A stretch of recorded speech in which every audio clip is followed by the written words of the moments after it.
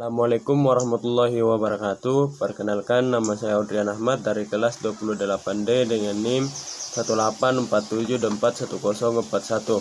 Baik, di sini saya akan menjelaskan tentang teknik pemberian skor dan hasil nilai.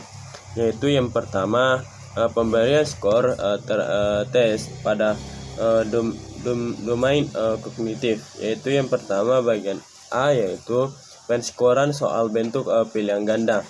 Cara penskoran tes bentuk pilihan ganda ada 3 macam, yaitu yang pertama penskoran tanpa ada koleksi jawaban, yang kedua yaitu penskoran ada koreksi jawaban, dan yang ketiga yaitu penskoran dengan butir beda bobot. Selanjutnya dua pembobotan soal bentuk campuran, yaitu pembobotan soal bagian soal bentuk pilihan ganda dan bentuk uraian ditentukan oleh cakupan materi dan kompleksi jawaban atau tingkat berpikir yang terlibat dalam mengerjakan tugas. Selanjutnya yang ketiga yaitu penskoran soal bentuk uraian non objektif, yaitu prinsip penskoran soal bentuk uraian non objektif sama dengan bentuk uraian objektif, yaitu menentukan indikator kompetensinya. Kemudian yang keempat yaitu penskoran soal bentuk uraian objektif, yaitu pedoman penskoran dalam soal bentuk uraian objektif adalah bagaimana langkah-langkah mengerjakan dapat dimunculkan atau dikuasai oleh peserta didik dalam lembar jawaban. Selanjutnya yaitu yang kedua, yaitu pemberian skor tes pada domain afektif, yaitu domain afektif ikut menentukan keberhasilan belajar peserta didik.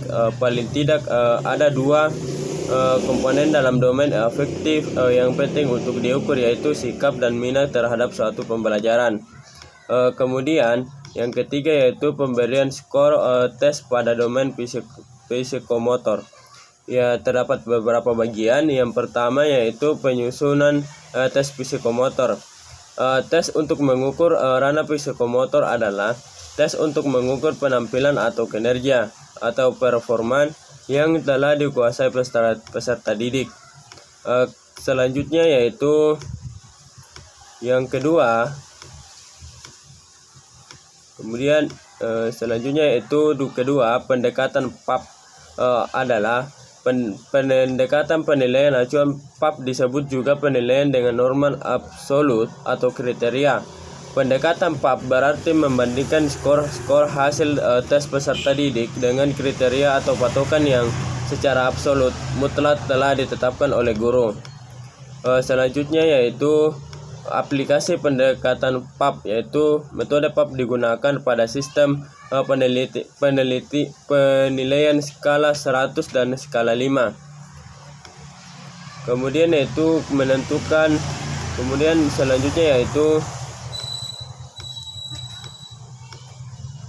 selanjutnya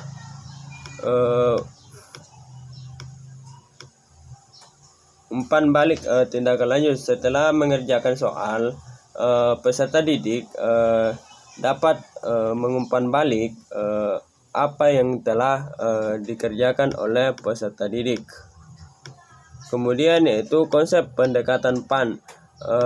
PAN yaitu pada penjelasan sebelumnya disebutkan bahwa salah satu beda PAN dan PAP terletak pada tolok ukur skor yang digunakan sebagai pembanding. Pendekatan ini menggunakan cara membandingkan prestasi atau skor mental peserta didik dengan sesama peserta didik dalam kelompok atau kelasnya sendiri. Kemudian yaitu 2 langkah pendekatan PAN. Seperti pada PAP, pendekatan penilaian PAN dapat digunakan juga pada sistem penilaian skala 100 dan skala 5. Bahkan pada PAN Anda dapat mengembangkan menjadi skala 9 dan skala 11. Jadi mungkin sampai di sini penjelasan yang sempat saya bawakan. Saya akhiri dengan ucapan Assalamualaikum warahmatullahi wabarakatuh.